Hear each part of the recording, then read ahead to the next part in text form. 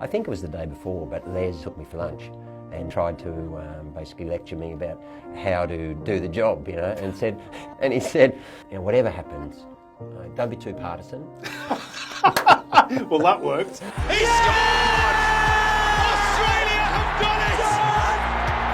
Come on! Johnny Wayne! I sort of remember being very tired because I've been in Montevideo 4 days prior, so I was still jet lagged and obviously, you know, very nervous about what was to come as well, excited as well. But I imagine you'd be the same. You weren't in Uruguay, but no. This was a lot more personal for you than it was for me. Yeah, the nerves were at an all-time high. In fact, when I think back about that week and particularly that night and hear that game, that's my recollection, Jim. It was just too much. It was actually genuinely too much emotionally. You know, there was so much on the line, and what I remember mostly is just trying to get prepared. And much more difficult than the guys who were getting on the field. You know, people don't realise how hard it is up here. You know, because you kind of, you know, you're so focused as a player, and you become, you know, a professional player means that you can get rid of all this extraneous stuff. Whereas for us, it's all extraneous. The enormity of the night has hit you well before we walked in this door, and any ball's going to be hit. And you've got to kind of somehow navigate through that. I'd only been in Australia for, I think, 18 months by then, and whilst I wanted Australia to win and I was nervous and, you know, I completely recognised the enormity of the occasion, you were very emotionally invested, almost as a fan. Yeah. Did you find it difficult to separate the two on the night? I don't know why I'm even asking that question, because I know the answer. Tight the spaces. Here's Harry Kewell. It's Miss still there. hits, and it's in! Still there! Australia have scored! Marco Bresciano! 33 minutes played, and Telstra Stadium erupts. You were here, and you saw the... Yeah, we were actually sat in these places, right like weren't we? Yeah, that was you there. Facing the other way, obviously. And facing here, and when I walked in here just now, I looked at the kind of length of the room because I recall almost being so emotional, being unable to watch. You know, you know, and that is as ridiculous as it sounds, obviously, right? But particularly the penalty shootout. I actually wasn't here next to you in the penalty shootout. I was some steps that way, and I remember, and I remember I was kind of just, you know, just peering over, right? Because it was almost too much that I didn't physically want to watch it. I went home that night thinking we're going to get smashed for that call. Yeah, right. Because it was too emotional. Yes. And yet, as it's turned out, because Australia won, and this is a good lesson, I guess, that everybody is so emotionally invested in sport, because Australia won, I think it's been remembered in the right way, and that's great. You're the pro, and I'm, you know, a heavily invested former player with many teammates on the field in a moment that we knew in Australian sporting history was momentous, win or lose. And so I just say, look, I recognise on a professional level that it was bad. but the thing is, it kind of worked because what happened was people at home were doing what I was doing. And I always tell them about you because I say this juxtaposition was really kind of nice because you were trying to fulfil your professional duties. I was doing my best. And, you know, particularly when it went in, of course, you know, and I always say to people, just listen to it back. And what you'll hear is Simon trying to deliver something professional and me just shouting and yelping down. over the top. First penalty, Australia. Goal.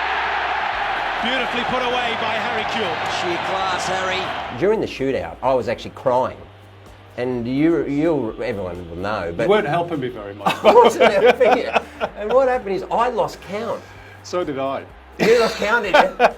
If you remember, but you were putting on your sheet. I was writing on like the a sheet, but, and here was the thing, and I think the combination of the tension, my tiredness, your emotion, and I remember when Schwartzy made the second save.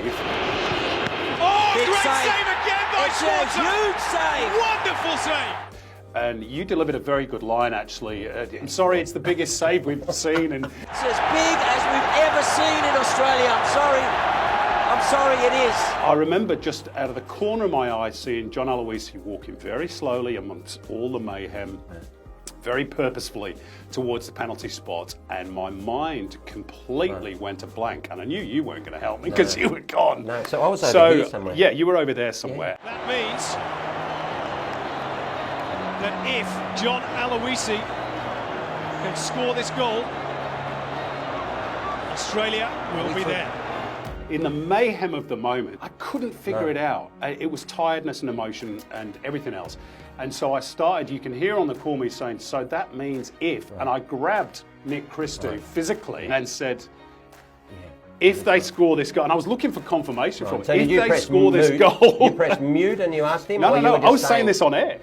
If Australia score this, that means if we score this goal, then Australia are there. Right. And Nick had this moment of blind panic on his face because all of a sudden I'd thrust this responsibility on him, and he did the old and got the thumbs up just at the moment, and I turned back and I said, here's Johnny Aloisi for a place in the World Cup. And when you said that, is that when I said, are you sure? Yes. Which didn't help me either. Are you sure? I'm trying to do my maths. I can hardly. 4-2. I can He hardly wins it stand for us. John, Here's Aloisi for a place in the you World win it Cup. for us. He scored! Australia have done it! Come on! John Aloisi, the Confederations Cup hero, has done it in the biggest game of all. Come on, Australia! Johnny Warren! I mean, the Johnny Warren stuff, was a great example of just the emotion of the moment. Because what happened is, I remember, the penalty went in and so on. And of course, the night was so much about Johnny, rightly so. We had here, just on our left when we were looking out, I remember walking in and picking up and just seeing big I told you so banner, and I think it might have been the Green and Gold Army, but they had this whole section was virtually Johnny Warren, right? And so, that was hugely emotional, to see that. And in that moment when it happened, what I thought was, Johnny Warren told you so. But I was so emotional, I couldn't get the second bit out. And so what happened is I just screamed Johnny Warren. And as ridiculous as it is, people have kind of liked it because I got him in there. But it would have been a great line, but I just couldn't, because what happened is, as it happened and Johnny reeled away and he was running off that way and everyone was going crazy. And we were in tears, as you know, I was physically in tears. 32 years, Simon. 32 years. These guys, they've done it for the country. It's something very, very special. And they put football on the map in this country. I remember after the game walking out and people were, going crazy, obviously. And there was a Indonesian, Australian elderly man who came up to Les and I and said, this is, amazing that, and he said, this is the first, I've been here 25 years or something, and he said, this is the first time that I genuinely feel Australian, right? Yeah. And Les and I were basically in tears with him, because we said, why, what do you mean? And he said, well, because on this night we had this multicultural team do this, I was in the crowd in my green and gold, and I felt that I was one and the same as everyone else in this 80,000+. And Australia was playing the game that I love. Yeah. Was playing the game that I brought from Indonesia here. And we said to him, that's exactly right. I'll tell you a little secret. Me too. Right. That was the night that it changed for me as well. Right. Because it became not just the team I was calling, but also, by extension, my team that I wanted to win as well. This is a team from every community in Australia. It's our team, and our team are going to the World Cup.